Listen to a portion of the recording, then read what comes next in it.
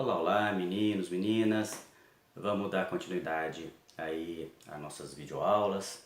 Hoje, ultimando, terminando a intervenção de terceiros, falando de amicus curiae. Vamos lá então? Aqui nós temos aqui na lousa, vamos lá, amicus curiae, para que vocês possam aí acompanhar, copiando no caderno de vocês, anotando no caderno de vocês, como a gente sempre faz em sala de aula. Amicus curiae, artigo 138. Aliás, o amicus curiae é disciplinado unicamente nesse artigo, tá bom? O artigo 138 do CPC.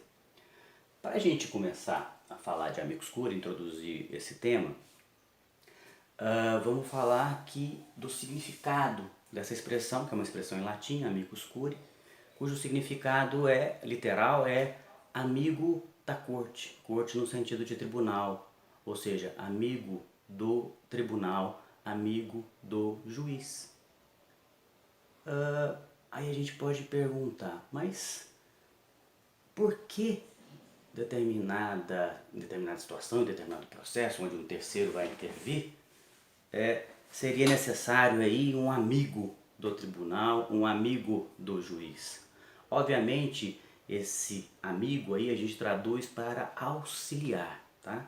Então, esse terceiro, no caso do amicus curiae, ele vai exatamente intervir num processo, assim como todas as intervenções de terceiro, né? Nós temos alguém de fora intervindo dentro de um processo, ele não é parte, ele vai intervir no processo, exatamente para auxiliar o juiz, exatamente para auxiliar o tribunal. E por que isso vai ocorrer? Porque em determinada situação é possível que um terceiro venha auxiliar o juiz, auxiliar o tribunal. Aí é que entra a grande questão que envolve o porquê do amicus curiae, a essência do amicus curiae. Neste caso, onde teremos aí um processo que permita a intervenção do amicus curiae, será exatamente quando houver um interesse que a gente chama de interesse institucional. Porque se vocês pensarem bem, vamos voltar um pouquinho lá atrás, vamos pegar as outras formas de intervenção de terceiro.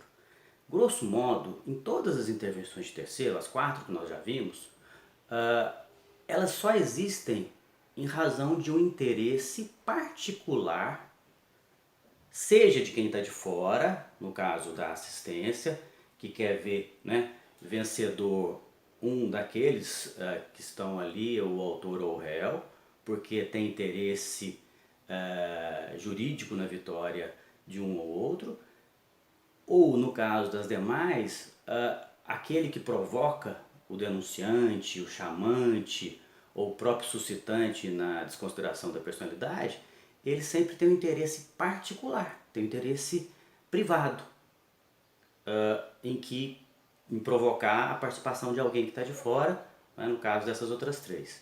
Enfim, nas outras 4 formas de intervenção de terceiro, o que dá origem a elas é sempre grosso modo dizendo, é sempre um interesse particular. Aqui, no amicus curiae, já é diferente. O que vai fazer com que haja esse auxiliar do juiz, esse auxiliar do tribunal, é exatamente o interesse que vai além do interesse individual. A doutrina chama isso de interesse meta-individual. Meta significa além, Então, interesse que vai além do individual. A gente não pode chamar de interesse geral, pode até ser que seja geral, interesse público, porque às vezes é o interesse de uma classe, de um grupo. Então vamos falar de interesse meta-individual, ou seja, um interesse além do individual, ok? Bom, então a gente já pode agora conceituar o amicus curiae.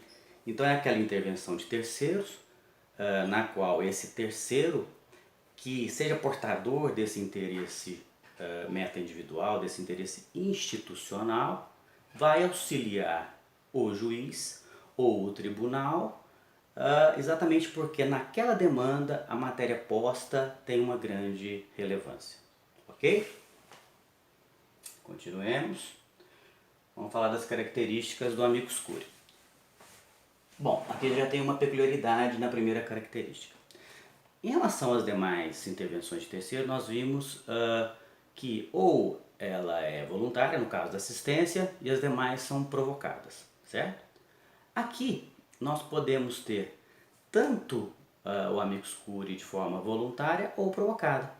Voluntária, como nós já explicamos para vocês, é alguém de fora querendo entrar dentro do processo. Então o próprio, aquele que se quer se candidatar-se a amicus curiae, ele mesmo, aquele que é o portador desse interesse institucional, esse interesse meta individual, ele mesmo requer a sua admissão no processo. É possível, então, que ela seja voluntária. É possível também que alguma das partes requeira a sua admissão. Também é possível, provocada por qualquer das partes, seja autor, seja réu. E é possível ainda, aí vai uma peculiaridade do amicus curiae em relação a essa questão da provocação, é possível que ela se dê de ofício, ou seja, o próprio juiz, o próprio tribunal de ofício convoca, né, convida esse amicus curiae, ok? Muito bem, continuemos aqui. Obviamente, vamos voltar aqui, admissível no processo de conhecimento, não é mais uma característica. A gente tem sempre feito esse padrão para saber quando é possível a intervenção de terceiros em cada uma delas. No caso do amicus curiae, ela admite-se em processo de conhecimento e não em processo de execução. Aliás, é muito comum, sempre foi muito comum, mesmo antes do CPC, já era possível a existência de amicus curiae nas ações de constitucionalidade, ações declaratórias de constitucionalidade ou direta de inconstitucionalidade, ADPF, na repercussão geral lá no STF. Agora é possível, né, além dessas ações, é possível pelo 138, isso antes do mesmo do CPC atual, tá? Do CPC 2015. Agora é possível a existência do amicus curiae em qualquer ação de conhecimento, ok? Em qualquer processo de conhecimento. Tanto em primeiro grau quanto em nível de tribunal. Aliás, é muito comum o amicus curiae em nível de tribunal, principalmente nas ações de competência originária dos tribunais, seja tribunal de segunda instância ou instância superior. Vamos continuar aqui. Vamos aos requisitos do amicus curiae. Vamos, antes da gente falar dos requisitos, vamos trazer aí um exemplo, porque é muito importante para que a gente entenda sempre, a gente trazer um exemplo, fica mais fácil aí, mais didático o entendimento aí desse instituto. Imaginemos então, já que a gente está em épocas de surto, de pandemia, de coronavírus, imaginemos a seguinte situação.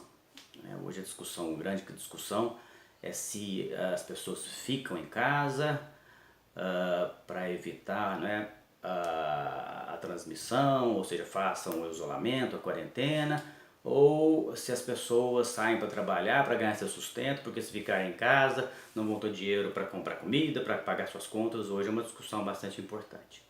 Então vamos imaginar dentro dessa discussão que uma associação de lojistas de determinada cidade, vamos colocar associação comercial, para hipótese, gente, associação comercial ou associação dos lojistas da cidade de São Paulo. Então essa associação promove uma ação, um mandado de segurança, imaginem, dizendo que é direito líquido e certo a livre, são direitos, né, seriam direitos fundamentais, aí, apoiados, fundamentado esse mandado de segurança em direitos fundamentais, o da livre iniciativa, o do direito ao trabalho, enfim, o direito à liberdade. Então, que os lojistas têm o direito líquido e certo de manter suas portas abertas, independente aí dos decretos municipais que determinaram o fechamento do comércio, por exemplo. Tá? Então essa é a ação, mandado de segurança. Essa ação, esse mandado de segurança vai chegar lá para um determinado juiz de São Paulo, uma ação de competência estadual, e esse juiz, nesse momento, ele vai perceber que se trata ali de algo que vai além, o interesse discutido vai além do interesse dessa associação. Porque se ele permite a abertura das lojas, né, em detrimento do decreto municipal que determinou o fechamento, obviamente isso tem impactos. Pode ter impactos na saúde das pessoas, em aumento da transmissão aí do Covid. E se ele denega esse mandado, obviamente também você tem impactos. Esses comerciantes, esses trabalhadores, empregos, vão ter prejuízo, né? Vão ter prejuízo. Numa situação como essa, o conhecimento discutido aí vai além do conhecimento do próprio juiz. Então, num caso como esse, eu, se fosse juiz, eu ia de ofício, né, convidar alguém para auxiliar a mim, juiz. Convidaria quem, por exemplo? Então tem que ser exatamente alguém que tem esse conhecimento e esse interesse institucional. Convidaria, por exemplo, o Conselho Federal de Medicina. Entenderam? Então é possível, nesse caso, que o juiz, de ofício, indique como amicus curiae o Conselho Federal de Medicina, ou vamos imaginar também a possibilidade, o Hospital Albert Einstein, um hospital conhecido, um hospital afamado, ok? Então esse seria um exemplo. E esse hospital, esse Conselho Federal, atuaria exatamente com o seu conhecimento científico ali para manifestar, para opinar, né, para dar um parecer em relação àquela questão. Quais os riscos de se manter aberto o comércio, quais os riscos de transmissão, se são altos ou se são baixos, se dá para mitigar isso, colocar de fora só as pessoas mais idosas, manter os mais novos, né, no comércio. Enfim, essa seria a atuação do Conselho Federal de Medicina, ou de um hospital, por exemplo, ou mesmo até pode ser até uma pessoa física, nós vamos ver, de um médico com grande conhecimento nessa área, ok? Então voltemos aqui. Vocês talvez perceberam que a luz modifica, né? Quando o monitor aqui apaga, melhora a questão da iluminação. Mas a gente precisa aqui da nossa lousa eletrônica, então vamos continuar. Então, vamos lá? Quais são os requisitos? Primeiro, os requisitos objetivos para que haja a possibilidade do amicus curiae. Requisitos objetivos.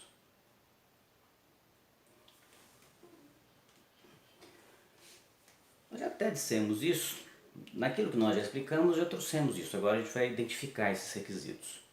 Primeiro, a matéria posta em juízo, a discussão, tem que ser relevante. Como assim relevante? Tem que ser para além de interesses individuais, de interesses particulares. Então você tem que ter relevância, seja social, seja política, seja econômica, seja jurídica. Né? Aí nós temos aí essa necessidade da matéria posta em juízo ser relevante. O tema tratado naquela matéria posta tem que ser um tema de certa especificidade. Porque se o juiz, as partes tiverem um conhecimento amplo acerca daquele tema, não há necessidade do amicus curiae para opinar, para se manifestar. Já se tratar de uma matéria relevante e o tema sendo específico, tal qual o exemplo que a gente deu, você tem aí uma matéria extremamente relevante de saúde pública, além da questão econômica, e de outro lado você tem um tema muito específico que foge muito ao conhecimento comum de um juiz, ok? Mesmo das partes, que é a questão científica acerca da transmissão do vírus e em relação aos vários idades, a quem é de risco, a quem não seria de risco, certo? E vamos voltar um pouquinho aqui. O terceiro requisito objetivo é a repercussão social. De certa forma, essa repercussão social está associada, né, tem como causa a relevância da matéria. Porque se a matéria é relevante, é importante, ela vai gerar impactos. ela vai gerar repercussão na sociedade, exatamente como a gente percebe aí no exemplo que a gente deu. Esses são os requisitos para a existência do amicus curiae, requisitos objetivos. Agora, requisitos em relação ao próprio amicus curiae. Quem poderia ser amicus curiae? Que requisitos ele tem que preencher, ok? O amicus curiae, olha só, aqui é mais do que um requisito, é uma possibilidade, vai além de ser um requisito. Pode ser uma pessoa natural, pode ser uma pessoa jurídica, pode ser uma entidade. No nosso exemplo aí temos uma entidade, Conselho Federal de Medicina, ou poderia ser o Hospital Albert Einstein, como a gente comentou, o Hospital Sírio-Libanês, seria uma pessoa jurídica. Poderia ser um médico infectologista reconhecido, uma pessoa física. E percebam bem, gente, aqui a gente tem algo bastante peculiar. O amicus curiae pode ser também um órgão. Um órgão. Mas como assim, professor? Um órgão? Imaginemos que o juiz tenha nomeado como amicus curiae o departamento de infectologia da Universidade de São Paulo. O departamento de infectologia da Universidade de São Paulo não é uma pessoa jurídica, pertence a uma pessoa jurídica, não é uma pessoa física, não é entidade, é um órgão. E é possível? Sim, é possível. E por fim, a gente tem que ter a representatividade adequada, que é exatamente o que a gente já falou, que é o interesse institucional. Esse órgão, essa pessoa jurídica, essa pessoa física, tem que ser portadora desse interesse, tem que trazer essa representação em relação a esse interesse. O procedimento é bastante simples, o procedimento em relação ao amicus curiae, basicamente, depois de provocado ou de ofício, ou mesmo voluntário, o juiz vai admitir por decisão irrecorrível, ele vai admitir ou não, então imaginemos que ele admita, olha só, a decisão irrecorrível, ele admite, eu acho que a gente está com um probleminha aqui, eu estou vendo algum probleminha, eu vou dar uma pausinha para a gente continuar daqui a pouquinho, viu gente? Só um segundinho.